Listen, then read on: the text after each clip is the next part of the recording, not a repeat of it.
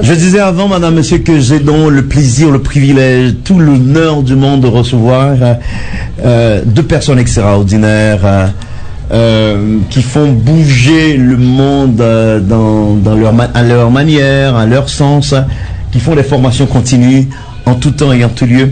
Elle vient de loin, elle s'appelle Martine Libertino. Elle est philosophe, peintre, écrivaine. Et elle est formatrice en médiation pour la paix. Bonsoir Martine, si je peux seulement vous appeler par votre prénom, bonsoir. Sans problème, bonsoir. Elle est notre psychologue, elle fait des formations continues pour la positivité, pour l'estime de soi, la confiance en soi. Je disais tout à l'heure, est-ce qu'il faut l'appeler Madame Benjamin ou est-ce qu'il faut l'appeler par son prénom? D'autant que elle est la mère de l'une de nos superstars, elle est la mère de Michael Benjamin. Madame Benjamin, bonsoir. Hein? Bonsoir tout le monde. Alors, vous êtes là toutes les deux pour nous parler de la paix. Je suis bien content que vous ne soyez pas là pour parler de l'anti-guerre, mais pour parler pour la paix. La première question est pour Martine Libertino. Martine, je sais que vous êtes formatrice de médiateur pour la paix en Suisse et dans le monde, Lausanne, Genève. Mais pour avoir visité personnellement ces deux villes, j'estime que ce ne sont pas des villes qui sont en conflit, mais quand même vous formez des gens là-bas. Et pourquoi ? Parce que la paix se situe à plusieurs niveaux, n'est-ce pas? Lorsqu'on parle de paix, on ne parle pas forcément de non-guerre, on parle de bien-être. Ce qui veut dire que nous pouvons être en paix à titre personnel, à titre individuel, nous pouvons être en paix en famille, en couple, en communauté, dans notre profession, du point de vue social, et évidemment, nous pouvons parler de paix dans un pays, à titre de l'inconscient collectif d'un pays. Ce qui veut dire qu'il n'existe aucun pays au monde où nous pouvons avoir la prétention de dire que nous sommes en paix, mais nous devons dire humblement que nous devons de plus en plus créer la paix à l'intérieur de nous pour que nous puissions créer la paix sur la terre. Tout à fait, tout à fait. Alors, Madame Benjamin, vous êtes liée justement à une initiative louable. C'est la première fois que vous accueillez, c'est la première fois que l'on accueille en Haïti cette délégation qui vient former des gens, des médiateurs pour la paix. C'est la première fois? C'est la première fois que... Ouais. Est-ce que c'est la première fois que vous accueillez justement cette délégation en Haïti? Non, pas du tout. Et j'ai rencontré personnellement Martine Libertino en novembre 2011. Et elle vient en Haïti régulièrement, et 3 fois par an. Donc Martine est déjà presque haïtienne de l'âme. En tout cas, pas de couleur, mais de l'âme en tout cas, oui. De là, et alors j'ai aussi avec moi mon ami Franck, notre ami Franck qui fait partie aussi de cette communauté. Donc nous avons été initiés et aussi introduits, je pourrais dire, à la philosophie de Martine, que nous avons étudié et que nous commençons maintenant à enseigner. Et au bout de ce cheminement, nous avons formé la communauté des médiateurs pour la paix en Haïti et dans les Caraïbes. Ça, c'est une bonne initiative. Et donc c'est une démarche qui est une démarche continue. Non, j'en ai vraiment l'impression. Alors, Madame Libertino, j'aime bien Libertino parce qu'il y a liberté là-dedans. Justement, je voudrais vous demander, la première fois que vous êtes venu, bon, ça fait longtemps que vous êtes venu en Haïti, très souvent. La première fois que vous êtes arrivé en Haïti, est-ce que vous saviez que vous foulez la terre de la liberté, la première république nègre, libre? Est-ce que vous saviez tout ça la première fois que vous êtes venu? Alors évidemment que je ne savais pas tout ce que je sais aujourd'hui, mais j'ai pour habitude, lorsqu'on me demande, parce que ce n'est pas mon initiative, dans ce sens que au départ c'est une ONG suisse qui m'a demandé de venir en Haïti, qui avait la personne donc qui dirige cette ONG avait des relations, je dirais assez personnelles avec Haïti, et je pars du principe que justement vous parliez de liberté, que je reste libre sans a priori avant d'arriver dans un pays, et ce qui m'intéresse c'est de découvrir ce pays. Petit à petit, j'ai appris à connaître Haïti. Je pressentais des choses qui se sont avérées justes. Et aujourd'hui, je vois à quel point justement ce besoin de liberté est fort chez les Haïtiens. Mais en même temps, ce qui est important, c'est que je vois aussi tous les problèmes émotionnels qui découlent de ce besoin de liberté que nous pouvons travailler, qui permettra d'améliorer la qualité de vie des Haïtiens. Tout à fait. Par un travail continu justement sur l'état d'esprit général. Ok. Alors comment se déroulent vos séances de formation? Est-ce que je peux appeler ça du coaching personnel, du coaching collectif? Comment s'organisent vos séances de formation? Bon, d'abord, je ne parle pas de coaching, j'aime pas trop ce mot, je dois vous dire. D'une part, et puis d'autre part, pour moi, dans ce travail que nous faisons, il y a une dimension spirituelle qui n'a absolument rien à voir avec une religion quelconque, mais nous partageons un idéal. Ça, pour moi, c'est important. Je ne peux pas avoir des élèves, je ne peux pas partager un travail si je ne partage pas un idéal. Cet idéal, c'est avant tout l'amour. Mais quand je parle d'amour, je ne parle pas forcément d'aimer son prochain, je parle d'abord de s'aimer soi-même, de prendre conscience de sa valeur. Je parle également de solidarité, c'est une autre forme d'amour, d'aimer les autres. Et je parle aussi du bonheur de vivre, d'aimer la vie. Donc il y a derrière tout ce travail que nous faisons ensemble, cette philosophie, cet idéal que nous partageons tous.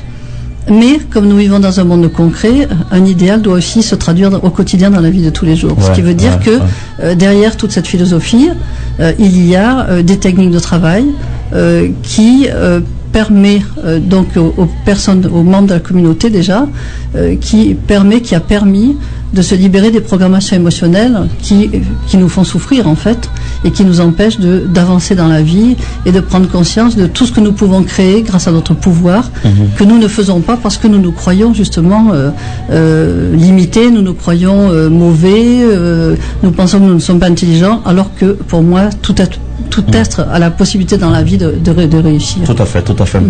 Madame Benjamin, s'il faut revenir vers vous, je voudrais vous demander, par rapport, nous savons que toute activité sociale attire un public cible.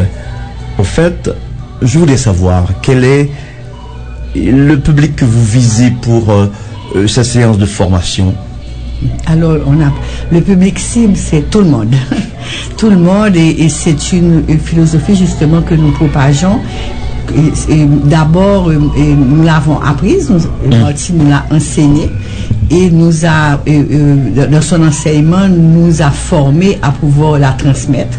Et on la transmet dans beaucoup de contextes. D'ailleurs, demain, nous allons avoir une conférence à l'hôtel El Rancho où Martine aura l'occasion de présenter cette philosophie, de comprendre ce que c'est. Et à ce moment-là, on s'adresse à tous les publics, les enfants, les adolescents, les adultes, les milieux scolaires, professionnels, les couples. Au fait, c'est à tout le monde et particulièrement aussi nous travaillons dans des communautés des communautés en difficulté, fragilisées, où justement nous enseignons cet amour et ce droit au bonheur, je pourrais dire. Martine, j'aurais aimé savoir, est-ce que vous avez des indicateurs pour dire tel pays a besoin de cette formation, tel autre n'en a pas besoin? On peut dire, bon, dans 2 ans probablement on pourra aller là, mais maintenant, ici et maintenant, on doit y aller. Est-ce que justement vous avez des indicateurs à partir de quoi vous jetez votre dévolu sur un pays? Alors justement, je ne jette aucun dévolu sur un pays puisqu'on vient me chercher. Je ne vais que là où on m'appelle. Donc ce n'est pas moi qui dit tel pays a besoin de moi, parce que ça n'aura aucune raison d'être du fait que donner un enseignement à des gens qui estiment ne pas en avoir besoin, ça ne vaudrait pas la peine. Ce qui est important, c'est que nous sentions appelés les uns vers les autres et que nous puissions nous reconnaître. Donc lorsqu'un pays me demande de venir, je me déplace et en fait on commence par ce que j'appelle la formation initiale qui va permettre au groupe de formateurs futurs qui travaillent avec moi déjà de trouver un bien-être intérieur à travers ce travail qui leur permet aussi de se libérer des séquelles du passé, des séquelles émotionnelles, des difficultés. Et pour répondre à votre question, pour moi, l'indicateur, déjà, c'est que il n'y a aucun pays qui n'a pas besoin de faire ce travail. Il n'existe personne qui est parfait. Donc, même si un pays n'est pas en guerre, même si un pays est riche, entre guillemets, de moyens financiers, il a d'autres problèmes. D'ailleurs, si je prends comme exemple la Suisse, c'est un des pays où il y a le plus de suicides. Oui, donc, nous ne sommes à l'abri de rien, et le bien-être n'a rien à voir avec l'argent. C'est vrai. Voilà. Vrai. Maintenant, pour en revenir donc à Haïti, comme la RDC, puisque je fais le même travail en RDC, en Afrique, lorsque je suis venue ici, j'ai vu aussi toute cette souffrance, toute cette difficulté, et surtout toute la misère que les gens subissent, qui me paraît encore plus dramatique. Parce que, souffrir avec le ventre plein, je trouve que c'est quand même plus facile que souffrir avec le ventre vide. Donc, c'est pas seulement pour moi une philosophie qui est importante, c'est la philosophie mise en pratique au quotidien. Nous vivons dans un monde concret, nous avons besoin de vivre, de se nourrir, nous avons besoin d'avoir un toit au-dessus de nous. Et le travail aussi qui me tient à cœur ici, comme Roselyne le disait, c'est de mettre en place en fait des programmes qui vont permettre de réaliser cette philosophie au quotidien.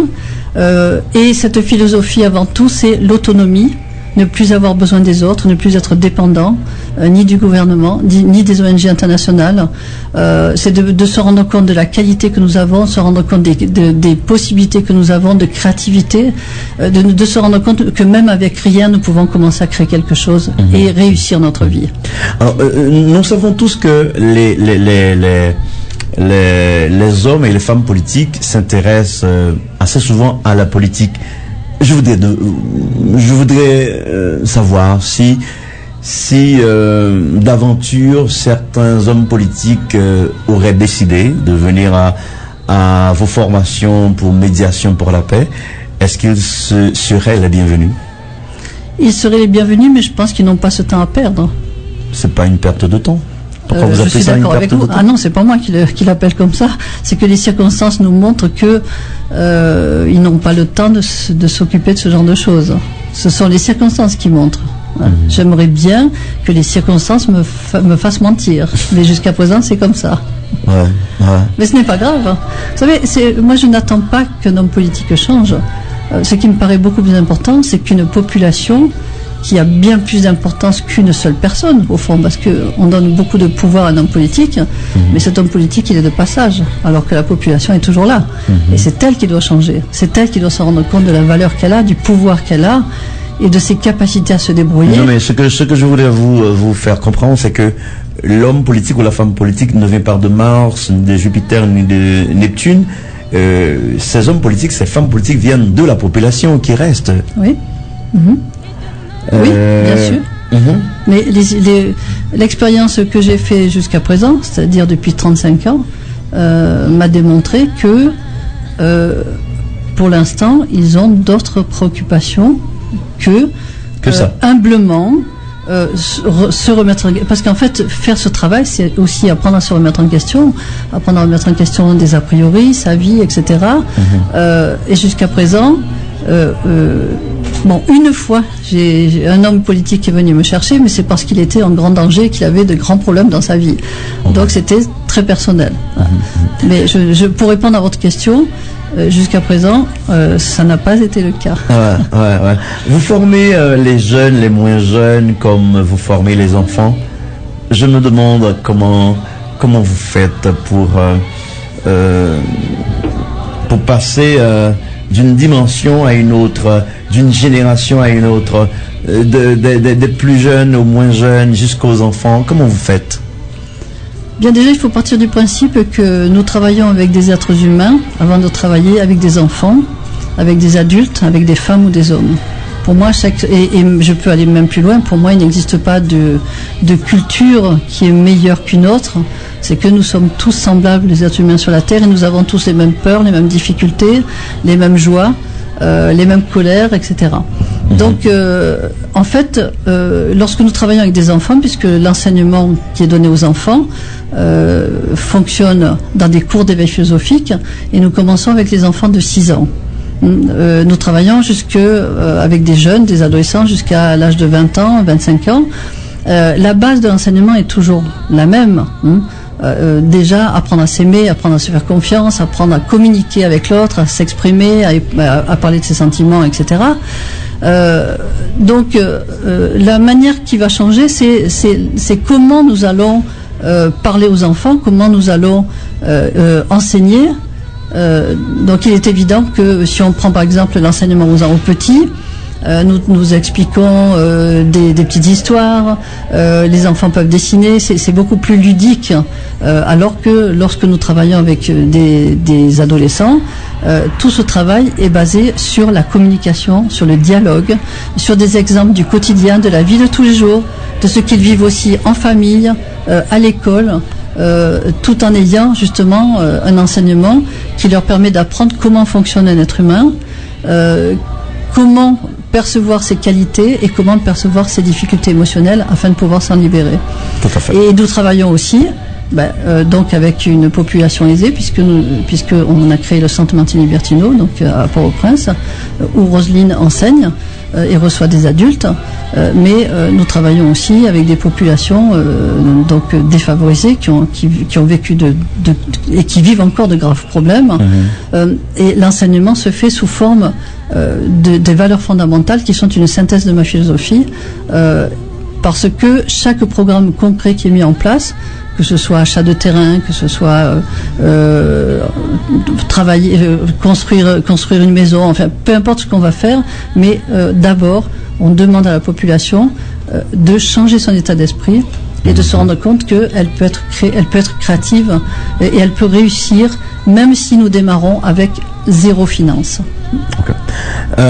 Madame Benjamin, maintenant voyons les conditionnalités pour demain 5 heures.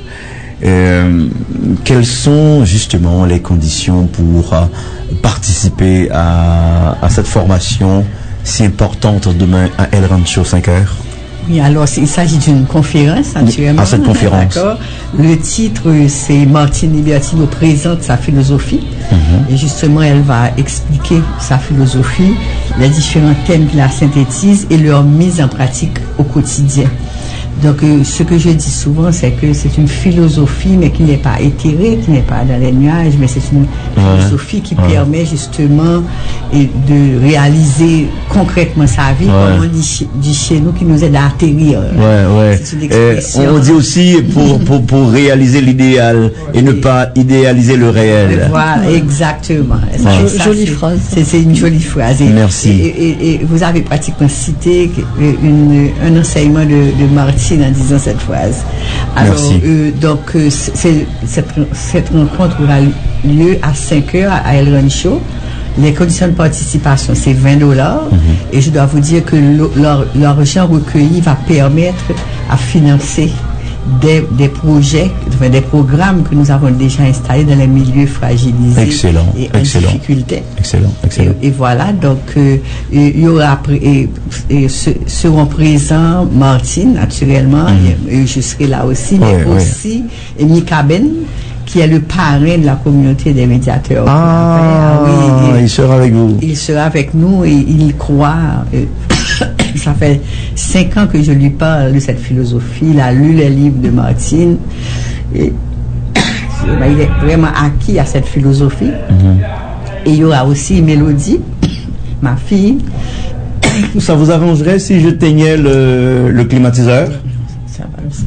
D'accord. Et qui sera là et qui présentera aussi ce qu'elle fait à travers la communauté. Donc c'est $20 participation. Vous attendez à combien de personnes? Connaissant la capacité des salles à El Rancho, vous attendez à une trentaine, une quarantaine, cinquantaine de personnes? Non, entre 300 et 400 personnes. Il y a des salles qui peuvent contenir... La salle Épicure où nous sommes peut accueillir aisément 300 personnes. Ah, d'accord. Et jusqu'à 340 personnes. Donc vraiment, j'encourage tout le monde à venir parce que ça vaut vraiment la peine d'entendre cet enseignement. Oui, entendre une personne qui a écrit recueil de prière et de méditation, sauver notre société, la philosophie de l'être. Je pense que le déplacement vaudra le coup. Sinon, merci d'être venu, Martine Libertino. Ça m'a fait vraiment plaisir. J'ai eu toute la chaleur de recevoir quelqu'un qui forme les médiateurs de paix. Parce que je l'ai dit dans les premiers moments de cette interview, il est bon d'être là où l'on parle de la paix au lieu de parler de l'anti-guerre. Merci d'être venu et je vous souhaite encore une fois un très bon séjour. C'est chez nous et j'espère que ça se passera très bien demain à El Rancho 5h. Merci infiniment. Merci beaucoup. Je vous en prie, merci de continuer à promouvoir tout ce qui est but, tout ce qui est bonheur, tout ce qui est autonomie financière, tout ce qui est paix dans la communauté, tout ce qui est paix intérieure, tout ce qui est amour de soi. Merci infiniment. Merci à vous. Merci à vous. Allez, au revoir. Caraïbes vous remercie.